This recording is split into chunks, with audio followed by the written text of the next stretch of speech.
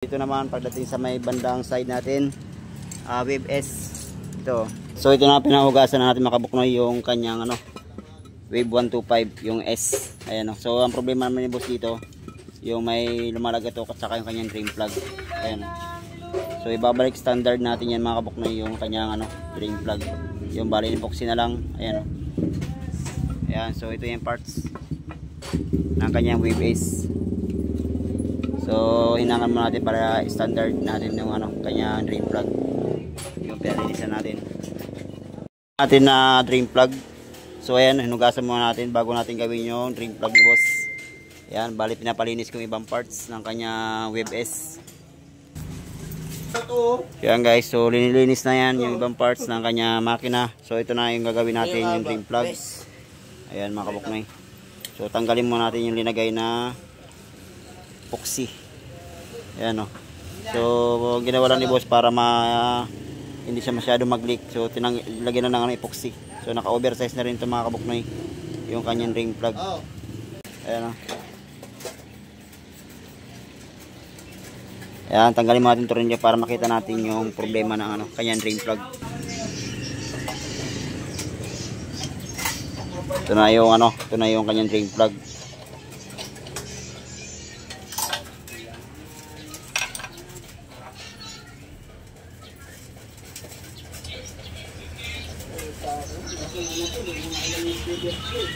Siya guys, bali hindi naman siya crack.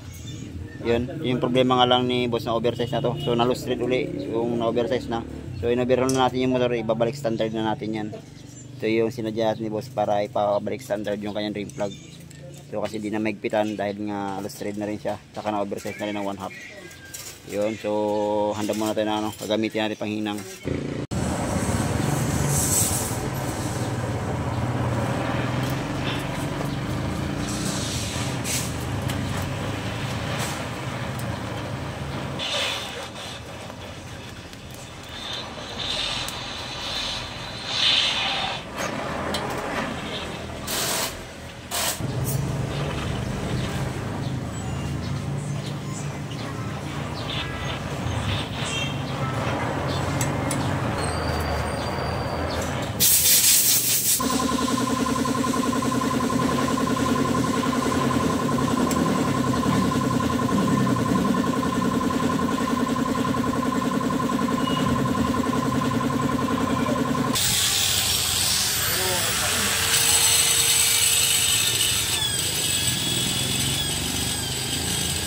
Dito na yung gawa.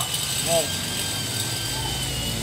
pinadala ka ba? Ito paklasin mo yung para makita mo may sira. Eh, dala naman. Nasiraan lang daw.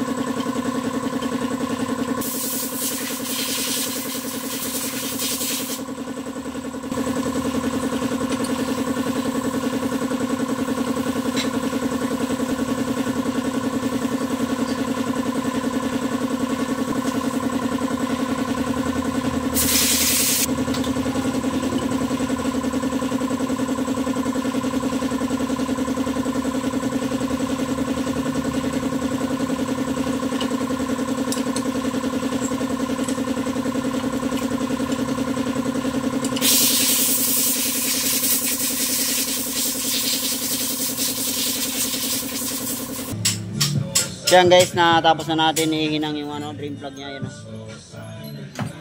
Ayan guys. So okay na pala natin makabuknoy. So kahit dalawang beses pa mag-oversize, so pwede siya. Ayan. Yun. So asimbolin na natin yan.